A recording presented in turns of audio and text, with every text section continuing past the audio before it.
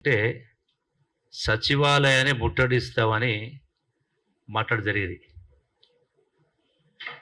10 సంవత్సరాలు రాష్ట్ర ఖజానాను ముట్టడించారు. ఇప్పుడు ఏది ఆ అవకాశం లేదు కాబట్టి సచివాలయం మళ్ళీ ముట్టడిస్తామంటున్నారు. మాట్లాడితే ఒక పద్ధతి ఆలోచన ఉండాలి. నిన్న మొన్నటి దాకా అధికారం ఉన్నది వాళ్ళే. కాంగ్రెస్ పార్టీ అధికారంలోకి వచ్చింది వర్షాకాలం తర్వాత వచ్చింది.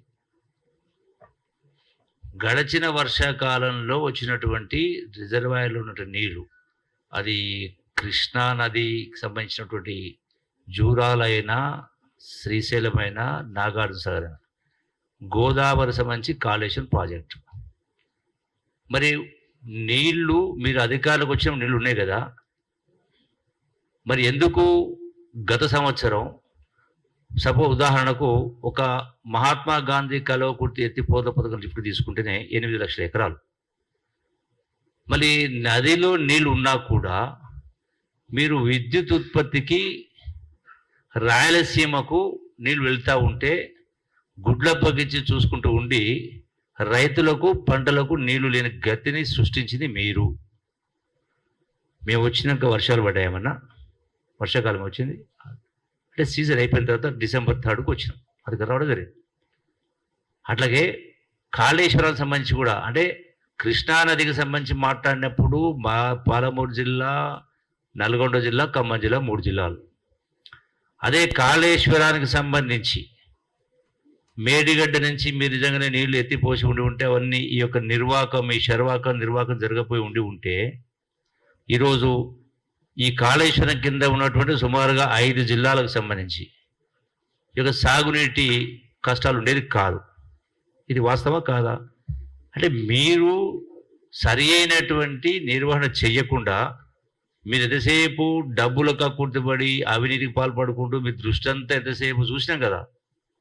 ఎవరి ఫోన్ ట్యాప్ చేయాలి, ఏ భూములు కబ్జా చేయాలి, ఎక్కడ ఏ విధంగా దోపిడీ చేయాలి, ఎట్లా లిక్కర్లు సంపాదించాలి, మీ ధ్యాస అంతా దానిలో ఉన్నది. ఇక ఒక్కొక్కరు లెక్కలు బయటకు వస్తాయి కదా, ఇప్పుడు కొందరివి వచ్చినాయి.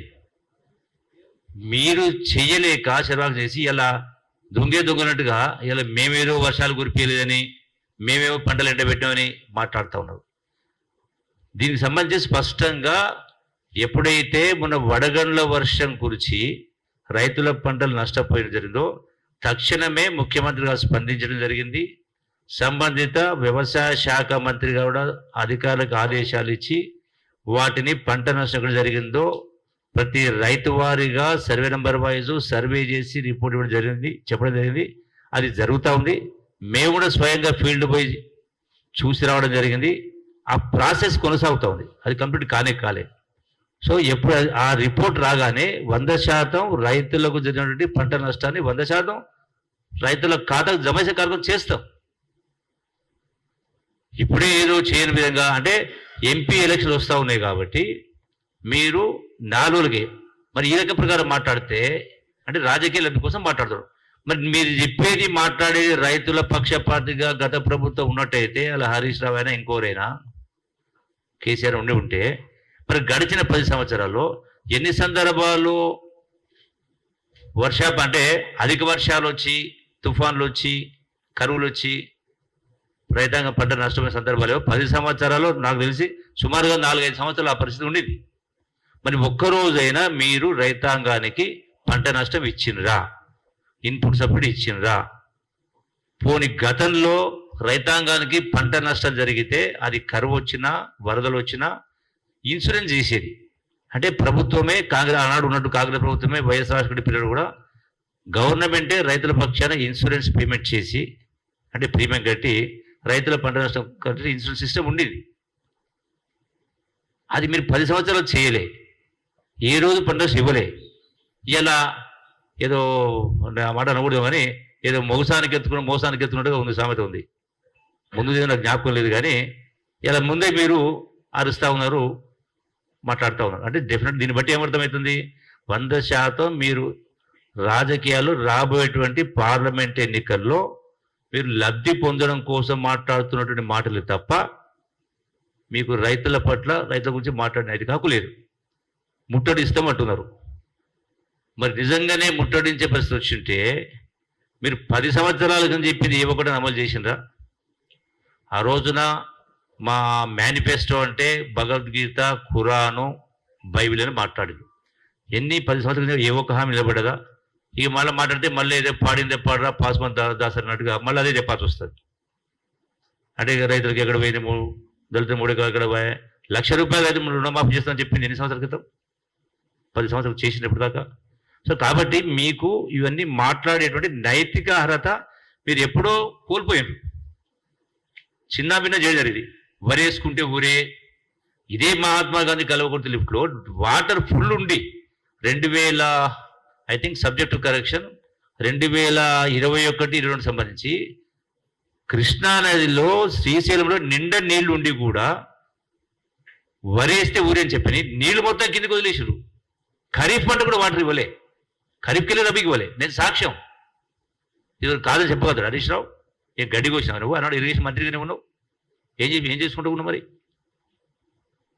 ఏదో మీకు ఒకటి బాకా ఉదేటువంటి వాళ్ళు ఉన్నారని చెప్పని ఏది మాట్లాడినా చెల్లుబాటు అనుకుంటే పొరపాటు. హరీష్ రావు ఒకసారి వెనక్కి తిరిగి చూడు, మీరు చేసినటువంటి కార్యక్రమం ఏం చేసినా ఒకసారి వస్తే అర్థమవుతుంది. అట్లాగే కాంగ్రెస్ పార్టీ రైతులు బాగుండాలని కోరుకుంటుంది. తెలంగాణ రైతులు, తెలంగాణ రైతాంగం బాగుండాలంటే తెలంగాణ రాష్ట్రం వస్తేనే సాధ్యమవుతుందనే మా కాంగ్రెస్ పార్టీ నాయకురాలు సోనియా గాంధీ ఆనాడు యూపీఏ చైర్పర్సన్ గారు తెలంగాణ రాష్ట్రాన్ని ఇచ్చింది. రైతాంగం బాగుండాలని, రాష్ట్రం పచ్చగా ఉండాలని ఇచ్చింది. మీరు దాన్ని ఆసరా చేసుకొని మీరు ఆడిందా ఆట పాడిందా పాడైంది ఒకరొకరు ₹1,000 కోట్ల ₹100 కోట్ల పడగలెత్తి కార్యక్రమం చేసిండ్రు. అట్లాగే ఈ రోజున మరి కేసీఆర్ వరేసుకుంటే ఊరే అన్నాడు కదా. ఎరవల్లి లినేషన్ 800 ఎకరాలు ఇచ్చినాయన ఆయన సొంత భూమిలో. మళ్ళీ జ్ఞాపకం చేస్తాను, మీకు అందరికి తెలుసు. మళ్ళీ జ్ఞాపకం చేస్తాను. 100 ఎకరాలు 150 ఎకరాలు మరి వరి జరిగింది, పంట చేయడం జరిగింది. అట్లాగే ఈనాడు రైతులు ఆత్మహత్యలు చేసుకోవడం అనేది బాధాకరమే. మీరు ఏదో ఒకటి నోటికి అడ్డం వచ్చినట్టుగా మాట్లాడుతూ ఇంతమంది చనిపోయి అంతమంది చనిపోయినటువంటి తప్పుడు కూతలు కూస్తే రుజువు చేస్తారా? గతాన్ని చెప్పాలా? గడిచిన గతంలో ఈ యొక్క రైతులు ఈ 10 సంవత్సరాల కాలంలో రైతులు ఆత్మహత్య చేసుకున్నటువంటి వాళ్ళు అంటే బీఆర్ఎస్ ప్రభుత్వ హయాంలో సుమారుగా 6,000 ఐ థింక్ 6,000 పైచిలకు రైతాంగం ఆత్మహత్య చేసుకోవడం 10 yearsలో 6,000 మంది గడిచిన 10 సంవత్సరాలు కేసీఆర్ పరిపాలనలో. మళ్ళీ ఎందుకు మాట్లాడలే అన్నాడు? అల్లుడే కదా, మేనల్లుడే కదా కేసీఆర్కు, అల్లుడే కాదు. ఎందుకు మాట్లాడలే మరి? అందుకే ఈ రోజున 100% రైతుల్ని కాపాడుకునే కార్యక్రమం మా బాధ్యత, మేము చేసే కార్యక్రమం చేస్తాం. ఈ కమింగ్ ఖరీఫ్ సీజన్లో అంటే వచ్చే వర్షాకాలం నుంచి ప్రభుత్వమే రైతుల తరఫున ప్రీమియం పేమెంట్ చేసి ఇన్సూరెన్స్ మొత్తం అందరి రైతులకు అన్ని రకాల పంటలకు ఇన్సూరెన్స్ ప్రీమియం పేమెంట్ చేసి అది కరువు వచ్చినా, వరదలు వచ్చినా, వడగండ్లు వచ్చినా ఆ రైతాంగాన్ని ఆదుకోవడం కోసం ఇన్సూరెన్స్ చేసే కార్యక్రమం చేస్తా ఉన్నాం. క్రాప్ ఇన్సూరెన్స్ చేస్తా ఉన్నాం. ఇప్పుడు గడిచిన 10 సంవత్సరాలు వీళ్ళు చేసిండ్రా? వాళ్ళకి అసలు ఆలోచనే లేదు. అట్లాగే వ్యవసాయానికి సంబంధించి రాష్ట్రం మొత్తం చూసినా, ఏ ప్రాజెక్టు కింద చూసినా 10 సంవత్సరాలు అవుతా ఉంది. ఎక్కడ అసలు నీళ్లున్నా కూడా, అక్కడక్కడ కొన్ని చోట్ల నీళ్లు ఉన్నా కూడా కాలువలకి బయట నీళ్ళు వస్తలేవు. మొత్తం టోటల్గా అదే జమ్ము మొలిసి మొత్తం పూడికొచ్చేసి నీళ్ళు పెట్టుకో అంటే మెయింటెనెన్సే చేయలే. టోటల్గా ఎక్కడ కూడా లైనింగ్ కూడా చేయలే, మెయింటైన్ చేయలే. నీళ్లున్నా ఎండిపోయే పరిస్థితి ఉన్నది కొన్ని చోట్ల. మరి ఇరిగేషన్ ప్రాజెక్టు పైన 1,81,000 కోట్లు ఖర్చు పెట్టింది. వాళ్ళు ఇచ్చిన నీళ్ళు ఎన్ని? అటువంటి 17 లక్షల ఎకరాలకు ఇస్తామని చెప్పి మాట్లాడి ఇచ్చింది ఎంత అంటే అతి కొద్దిగా. మరి ఇదే పాలమూరు రంగారెడ్డి ప్రాజెక్టును 10 సంవత్సరాలు అయింది, 10 years. మరి రైతులపైన శ్రద్ధ ఉంటే మరి ఇద్దరు చేదోడు బాదోడు ఉన్నారు కదా, బీజేపీ బీఆర్ఎస్ చేతులు కలుపుకున్నారు కదా. అది జిఎస్టీ చట్టమైన, రైతుల చట్టాల గురించి సందర్భమైనా, ప్రెసిడెన్షియల్ ఎలక్షన్ ఎప్పుడైనా, వైస్ ప్రెసిడెంట్ ఎలక్షన్ ఎప్పుడైనా అన్నిటి సపోర్ట్ చేసింది కదా. మరి ఎందుకు పాలమూరు ప్రాజెక్టుకు మీరు పర్మిషన్ తెచ్చుకోలేకపోయినరు? ఎందుకు ప్రాజెక్టు పూర్తి చేయలేకపోయినరు? మరి కాళేశ్వరం పూర్తయింది, పూర్తి కాలే, స్టిల్ అది కూడా ఇన్కంప్లీటే. మరి పాలమూరుకు సంబంధించి సుమారుగా 18 లక్షల ఎకరాలకు వచ్చేది, ఎందుకు పూర్తి చేయలేకపోయినరు? ఎక్కడ కూడా 20%. ఆదరాబాదరగా అసెంబ్లీ ఎన్నికల ముందు కేసీఆర్ పై ఇగో జాతికి అంకితం చేస్తున్నాం అని పాలమూరు ప్రాజెక్టు ఒక మోటార్ పంప్ ఆన్ చేసి నీళ్లకు మరిచ్చారు. ఎంత అది? 1 టీఎంసీ. అది ఒక చుక్క కూడా బయటకు ఇప్పటిదాకా పోదు కూడా. మొదటి లిఫ్ట్ నుంచి రెండవ లిఫ్ట్కు నీళ్లు పోవడానికి అవకాశం లేదు, కాలువలే పూర్తి కాలే. ఎక్కడ అసలు అడ్మినిస్ట్రేటివ్ శాంక్షన్ ఇప్పటిదాకా కాలువలకు అడ్మినిస్ట్రేటివ్ శాంక్షన్ లేనే లేదు. ఆ ప్రాజెక్టు పూర్తి కావాలంటే దగ్గర 1,00,000 కోట్లు కావాలి. ఇప్పటిదాకా ఖర్చు పెట్టి కేవలం 25,000 కోట్లు. ఎక్కడెక్కడైతే బాగా ఆదాయం వస్తుంది అనుకున్నారో వాటికి మాత్రం పెట్టారు. నేను ఇవాళ ఛాలెంజ్ చేస్తా ఉన్నా, హరీష్ రావు ముందుకు వస్తావా? ఏ రచ్చకట్ట కాడికి అసెంబ్లీ సాక్షిగా చెప్పిన, ఏ రచ్చకట్ట కాడికి వస్తావో రైతుల పట్ల మీ ప్రేమ రైతుల పట్ల ఉందా, ఖజానా పట్ల ఉందా, దోపిడీ పట్ల ఉందా? హ్యాబిట్స్కి వస్తావా, బషీర్బాగ్ ప్రెస్ క్లబ్ కాడికి వస్తావా, ఇంకెక్కడికి వస్తావా? నేను రుజువు చేస్తా. దమ్ము ధైర్యం ఉందా? నీవే చెప్పు, డేట్ చెప్పు, టైం చెప్పు.